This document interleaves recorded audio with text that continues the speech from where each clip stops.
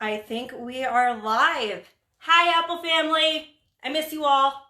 We all miss you. All of us trainers, all of our staff, we miss you. I'm super excited that we have this opportunity, though, to provide you with these informational videos to keep you guys moving, to keep you on track, because that's what we want. Stay positive. 21 days isn't that long, right? We got this. So I'm Courtney, as you all know. I'm Courtney Waldron, personal trainer at Apple Athletic Club, a certified. I also teach our WOW program, our Women's Only Weight Loss program. And in that program, we go into depth more so on nutrition than anything. So I'm assuming with all of the videos out there, we're providing you with a lot of videos, right? For workouts, whatnot, how to keep yourself moving during this time. So I'm kind of tackling the nutrition side, how to keep you on track while you're stuck at home, what to pick up when you do run to the grocery store. So we're going to do a multi-part series throughout this time to help keep you on track during this downtime that we all have. Today we are starting with our record keeping and water intake. Two very important things, two very basic things that are going to bring you a lot of success. So let's start with water. A recommendation is that men should be drinking 125 fluid ounces of water a day. Women, 91 fluid ounces. For a visual, I almost bought a full gallon of water, but I'm like, you can drink a full gallon, go for it. I don't want to overwhelm you though. If you're just trying to get on to the drinking water train, like it's hard for you, which it's common, it's hard for a lot of people. I didn't start with the gallon. I got this guy right here. This is about 50.7 fluid ounces. So simple ways to get your water in throughout the day. Carry it with you. Simple as that. You have it with you. You're going to drink it. Ditch the soda, ditch the juice, water. Keep it with you. Set yourself goals for how much you're going to drink, say every hour. You've probably all seen Pinterest, Instagram, all those other places. You can even mark. People will go as far as marking how much to drink every hour, every couple hours, to make sure you get your water intake. So for men, this would be about roughly a little over 2 of these. Maybe women just drink 2 of them. Let's say that. Get these, drink 2 of them. Benefits of drinking water. Why is it so important? Let's go into detail here. Water is going to transport nutrients to cells and waste products out. So it's constantly keeping the healthy nutrients going through your cells while pushing out all of the toxic crap, right? Many biochemical reactions happen in water, in our bodies. They're also a temperature regulator. This is really cool. If you notice, the only thing when I was going through this, I had a thought is when we were giving you guys the Fitwell class last week, we had all of us Fitwell coaches in there. Jeremy, our other trainer, is a huge water drinker, as we all should be, but he had a big puddle of sweat on the ground. Look, I'm like, Jeremy's going hard. He says, that's what water will do for you. You drink that water, you're going to push the water out. It's going to get all those toxins out. So if you notice, if you start increasing your water intake, you may start sweating more during your workouts. It's not a bad thing. It's not. It's getting out all those toxins, and it's also regulating your body temperature by cooling you down. Another one, it's a lubricant and it works in your joints, cushions your body systems from shock, reduces risk of kidney stones, constipation, UTIs, hypertension, all of those typical things that a lot of people struggle with. I mean, daily. These are common things that we struggle with. Increasing that water intake, you are going to see a huge change in, honestly, overall how you feel. Overall, with that, you're going to see an increase in energy, increase in concentration, a boost in your mood. Pretty sure we all need that right now. I don't know about you guys, going a little stir crazy. We can't go to the gym. Let's take to some natural approaches to boosting our mood. Start drinking that water. It will also help reduce your appetite. Let's be honest, sometimes we eat out of boredom. Sometimes we get cravings. They really don't last very long, but at the time, I need that chocolate. I need that cupcake. I need that cookie. It's going to sound easier right now than when you're in the moment. Grab some water. Grab your big old water bottle. Take a huge swig. Drink that water down. You're going to feel full. You're not going to want to snack. It's going to fill you up. Nothing but beneficial. One huge key thing, and a lot of us are in dehydration already. Unless you're a consistent water drinker, you're most likely dehydrated. 1% of fluid lost in our body is considered dehydration. Here's the kicker. At 2%, that is when thirst kicks in for us. So by the time we are thirsty, we're already dehydrated.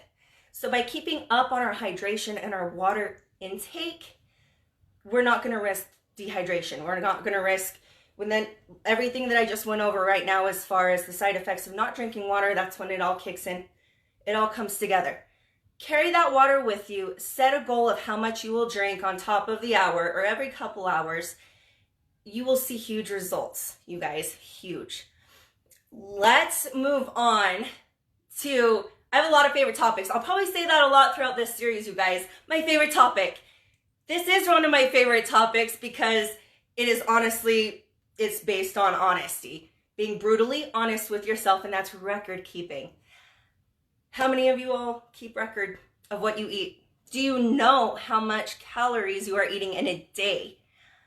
If not, let's talk for a minute about your record keeping. The first thing that I tell everyone, and the first thing that you need to tell yourself, is be honest with yourself. Many methods of being able to keep track of your calories and your records. Everybody has phones nowadays. MyFitnessPal is a huge one. At the club, and as trainers, we like to start you off with this guy. This is old school, old-fashioned pen to paper record keeping. This goes into detail as far as your food and beverage on what you're eating, the calories, the amount, and then off to the side, you are keeping basically an amount, a total run throughout your day of what you're eating. I had to do this. Let's go into some personal stuff. I had to do this when I was getting ready to be a trainer and teach the WOW class. I've done this myself. It's a pain. It really is. However, I am so grateful that Robbie held me accountable to doing this because it's an eye-opener. You may not think that you're eating a lot during the day. I'm not eating a lot. I barely eat. Or, I eat fairly healthy.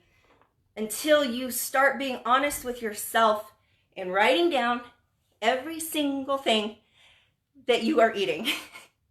And that's where you see your calories adding up, people. Anything from, I had a few almonds. Almonds are very high in calories. So a few almonds could amount to 150 calories of your intake during the day. Extra calories. So after doing this, when I went through this whole thing and I kept track and recorded, and then went on to do my weekly summary and calculated how much weight I should be losing according to my deficit, I ended up losing it was roughly 10 to 15 pounds simply by tracking and paying more attention to what I was eating every day. This is going to take structure, and that's it. Something that I think right now, honestly, we need a little bit. We're at home. We're not busy. If we're not working, we have time to have structure, people. So let's do it. That's a 3-day meal plans, meal planning, meal shopping lists and plans. The amount of times when I was going through my notes, and every time I do this topic, the word plan comes up consistently. It is all about planning your shopping lists, planning your meals, planning what you're going to eat throughout the day or week. Take it a week at a time. If you have leftovers, that's the cool thing. A lot of people are like, I cook for my whole family, right? You have a whole family that you're cooking for, or that's new meals every day. Cook a lot of chicken. You're going to have leftovers. Make different meals. Keep it interesting. It does not have to be boring. Stimulus control is another one we're going to go over, but these all fall under our structure of record keeping. It's stimulus control and then meal replacement. So we're going to go into a few of those later on throughout the series, but these all play a part in your record keeping as well and what is going on those records that you're keeping. What does this require as far as to see the results from your record keeping and to have the weight loss that you're looking for, or to even be more aware or to be more conscious of what you're eating? You got to make the decision, first of all. Make the decision that you are going to do it. This isn't something that you can do halfway. Guys, you won't see the results by just recording your main meals and maybe not the snacks that you ate throughout the day. Or, oh, I forgot about that. Which is why we also ask you to record within 15 minutes of eating it. Because by the end of the day, when you sit down to write all that, you will guaranteed forget something. You will forget that maybe that piece of bread that you ate just as a little snack, or you'll forget, like I said, the nuts that you ate. Within 15 minutes, or right as you are eating it, jot it down. Put it in your MyFitnessPal, put it on your pen and paper, write it down. That's the best way to be as accurate as you can on your calories. Keep them handy. So we're pretty easy because we're all kind of at home. We're not going out to eat. We're not going to friends' parties. So let's be honest, now is a really easy time to keep track of your records because they're at home and you are too. Keep it handy. So in the future, when we are all coming out of this, bring it with you. That's why MyFitnessPal is so nice. Bring your papers with you. I carried those papers everywhere when I was keeping track. I carried with them in my bag, had them with me every time I ate. Write it down. Keep them handy. And then weighing and measuring. This is so important. So important. The difference between weighing or measuring, let's say measuring a tablespoon of peanut butter and taking just a cereal spoon and dipping it on into the jar and taking a bite, is shocking.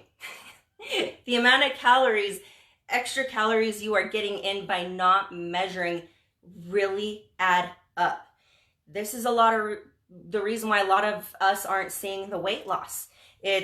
We are missing things. We are not recording 15 minutes after. We are not measuring. So with this extra time you have, this is a great time to kind of learn how to measure. If you're just starting, what do I eat? How do I measure? I have a food scale, and that's how I measure my protein and how much oatmeal I'm eating or something like that. Use a food scale. Use measuring cups. Use your teaspoons, tablespoons. Measuring is going to help you tremendously. Really, it's all in the details. I cannot preach that to you all enough.